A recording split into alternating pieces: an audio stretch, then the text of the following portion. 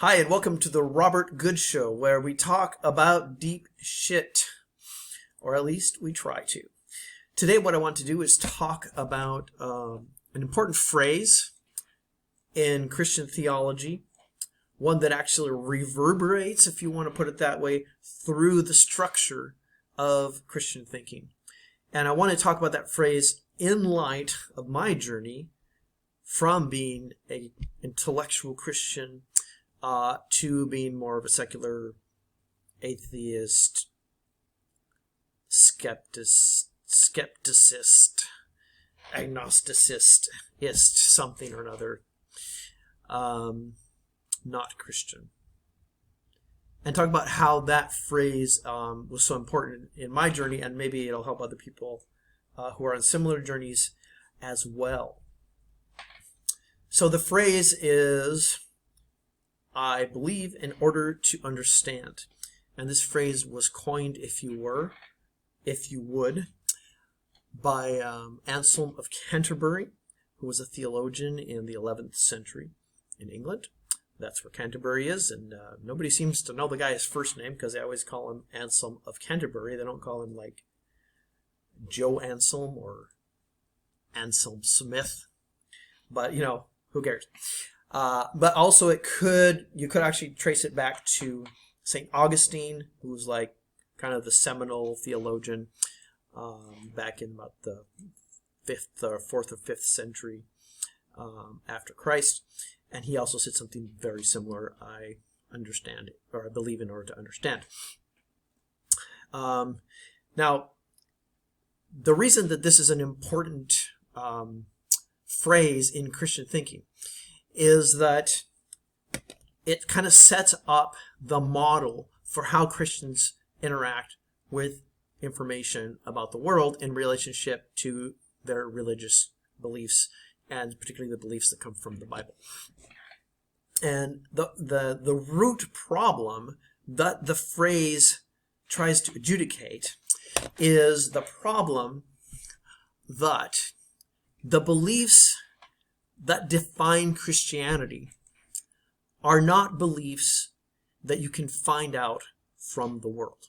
Okay, so take, for example, the belief that Jesus died for our sins. All right, so you can go into, quote, the world at large, into history, and you can investigate, and you can say, oh, you know what it looks like, historically speaking, probably there was a guy named Jesus, and he probably was crucified under Pontius Pilate around 80-30 or somewhere around in there for X, Y, and Z reason. All right, so that would be something that you can determine, to some extent, by just looking at the world in the most general sense, just asking questions and investigating things. But you can't by that same process come to the conclusion that Jesus died for your sins, right? There's nothing historically that would demonstrate that. This is actually an interpretation of a historical event, that a man named Jesus died, was crucified. The interpretation is essentially revelation. It comes from a different source than what we're used to for accumulating knowledge and making decisions about the world. That source is supposedly God. And so, since you can't arrive at the conclusion that Jesus died for my sins or for the sins of the world on the cross through rational evidentiary analysis, you have to just accept it, right? You can't reason yourself to it. You can only accept it. And so this is why it is important for thinking people who want to think about philosophy and theology and interpret the world in the light of the Christian worldview. They need a way to integrate revelation, in other words, the interpretation of these historical events in a religious fashion, into the world that we all share and that we can all investigate and that is commonly available to all of us. And that is what the phrase, I believe in order to understand, or in the Latin, Credo ut Intelligam, probably Credo ut Intelligam. That is what that phrase is doing, and it's doing in a very pithy, easy to remember way, right? And so the idea is, first you have to accept the ideas, the religious claims and ideas, the revelation that comes through Christianity. And then once you accept them, you use those to interpret and to understand the world in a way that is Christian, in a way that makes sense. Now, when I was a young adventurous thinker as a Christian, looking for deep things and always interested in intellectual things, I kind of started under the impression that thinking about the world and gaining knowledge about the world would inevitably lead me to the conclusion of God, to the conclusion of Christianity. That's how the process worked. Now, of course, I was told what I was supposed to believe.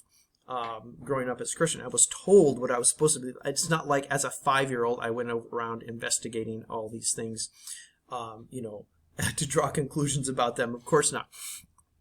It's just the way I grew up.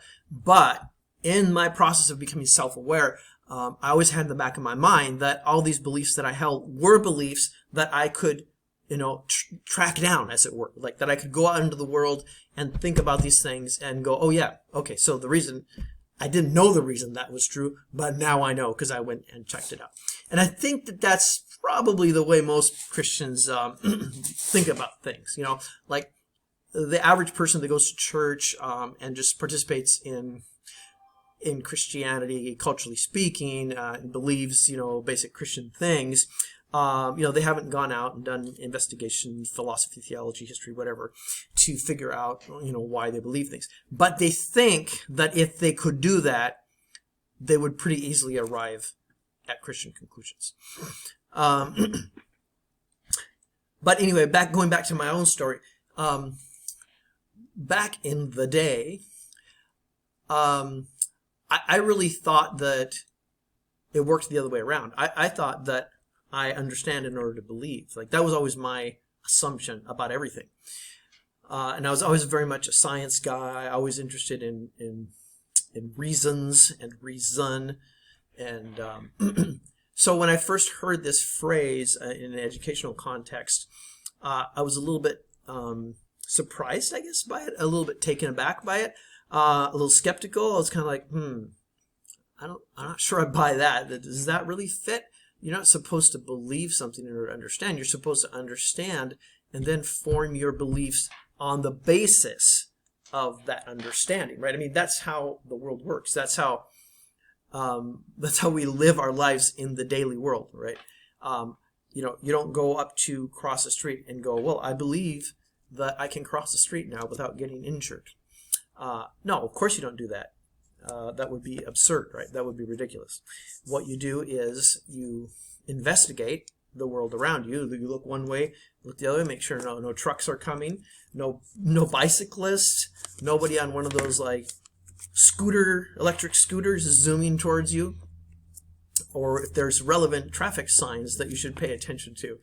And then once you've gathered that information about the world surrounding you, then you develop the belief. And the belief is that it is now safe to cross the road, or I will be able to cross this road without becoming fatally injured or any other way. That's how knowledge and belief works in, quote, the real world on the ground, as it were. And so I think maybe we all have an intuition that that's the way it should work for everything, right? But when it comes to Christian theology, Christian ideas, and to a Christian worldview, it doesn't actually work that way. In fact, I would argue, and I don't know if this is a controversial thing to say or if other people have said it, but I would argue that Christianity has its own specialized epistemology, like its own specialized way of handling information. Epistemology is, the philosophical, the branch of philosophy that deals with how we know things.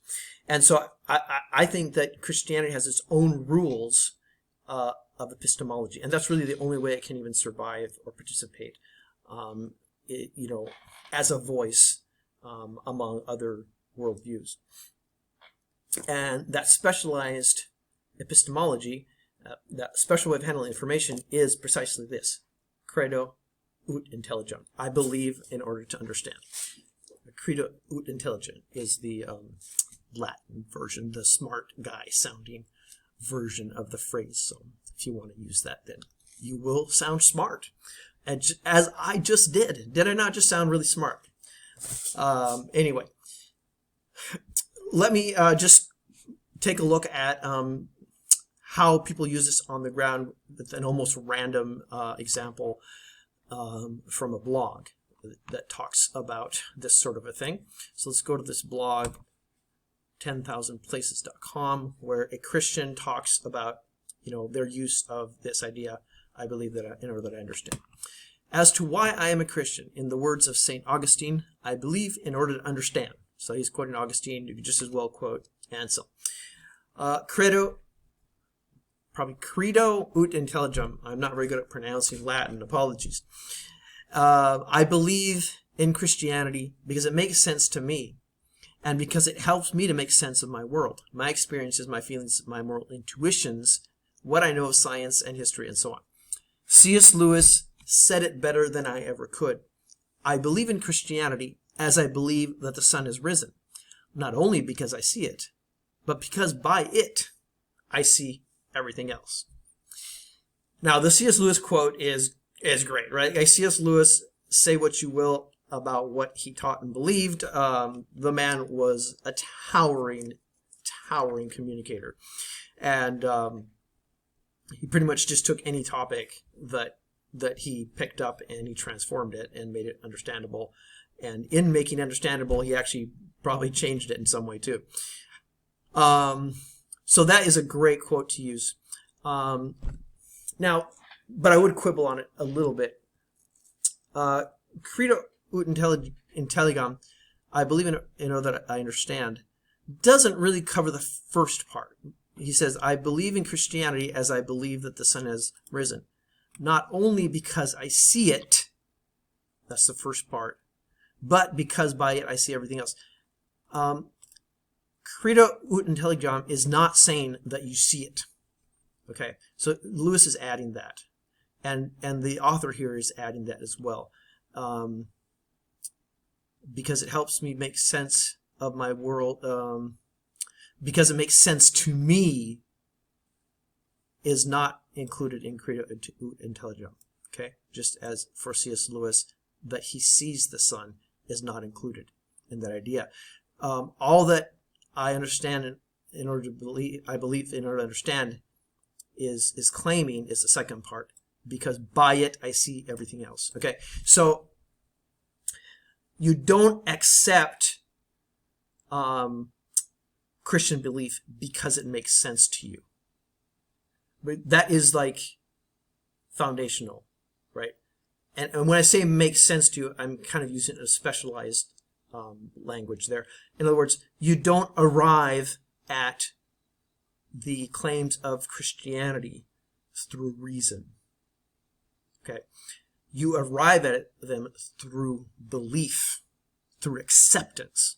It's just a message that is given to you, and you accept it. You have no way of demonstrating whether it is true or not. But once you accept it, then that act of accepting, it becomes what I'm going to call a hermeneutical principle. It becomes an interpretive principle by which you come to understand everything around you in a different way. Okay, and so that's where the seeing it by the light of the sun is a great image. That actually makes a lot of sense and explains it well. It's not that I can prove that it's true. It's just that once I accept it, everything makes sense to me. Okay? That is what the Credo ut intelligam is all about. But you're saying, well, wow, Rob, that sounds like a really cool idea. And I think maybe if you're a Christian, you're listening to this and going, yes, exactly, you nailed it. That's exactly the thing. Unfortunately, there's actually a pretty big problem with that. I know it sounds good, but the problem is that it's really hard to distinguish believing in something in order to understand and confirmation bias. In fact, it's really the same thing. It's confirmation bias. All you're doing is explicitly saying that you're going to interpret the world a certain way. And since you are going to interpret the world a certain way, it's going to make sense in the light of the principles by which you are interpreting it. All right? So it's entirely circular, and it's entirely confirmation bias. The fact that if you accept certain ideas, you will find them at work in the world does not prove anything, right? You can read just about any principle into the world that you want to. Like, this isn't even about religion. Political ideology is the same way, right? Like, you say, socialism never works, that sort of a thing. Like, people love to say that sort of thing, right? And so then you ignore, like, then you're going to go emphasize, the disaster of Cuba, the disaster of Venezuela, but you're not going to say anything about, all the highly successful societies in Europe that are socialist. Right? Confirmation bias. You can always find examples that prove the ideas that you've accepted. That's not the hallmark of truth. The hallmark of truth is whether it's in accordance to reality, not whether you can find, whether you can interpret the world by it in some instances. The hallmark of truth is, like, here are all the instances, and here are some principles that make sense of all of them. So that's really, to me, the fatal flaw of understanding in order to believe. My initial intuition that was not really valid has taken me decades to really sort out and to be able to explain in this amount of detail and clarity, if it has been clear. Any clarity that I have achieved has taken me a long time.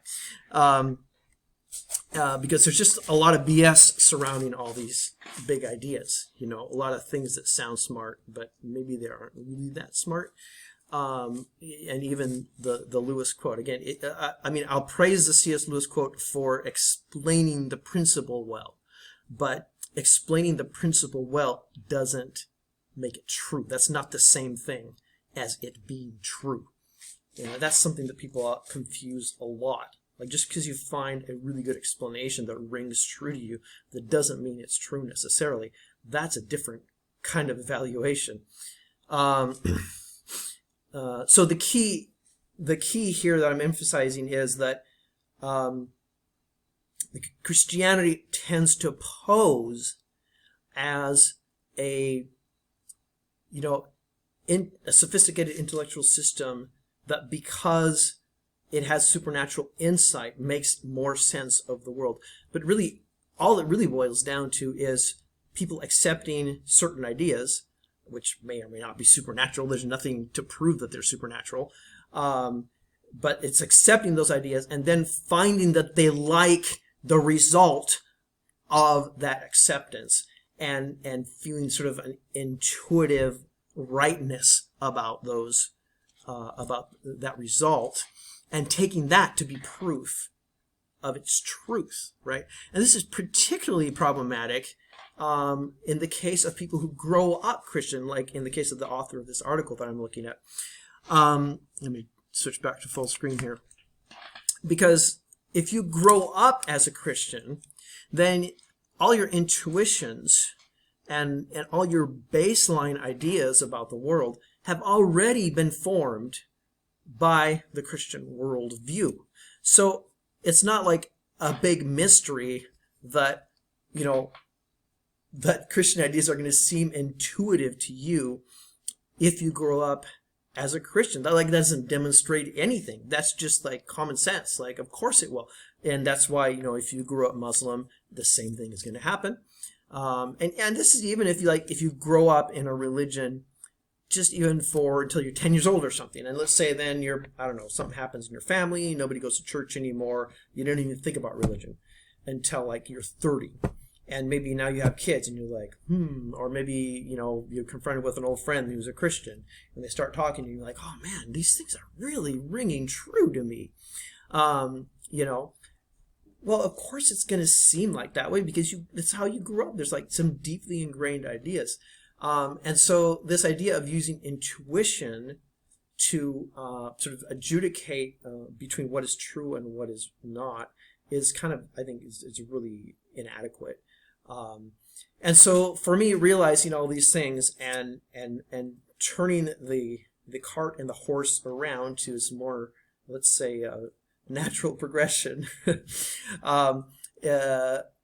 to me, that made more sense. Now, you might say, well, Rob, that's just because of your intuitions, because as you said, you were always attracted to science, you're always attracted to like knowledge, and so of course you're going to see it that way. Well, yes, that's true, but there's another factor, which is that in this approach of where knowledge leads to belief, or understanding leads to belief, there's another piece, which is there's the verification piece. And this is something that, that the first system doesn't have. Like, belief leading to understanding does not have a verification piece. And that's the essential problem. You just accept belief. You can't evaluate it.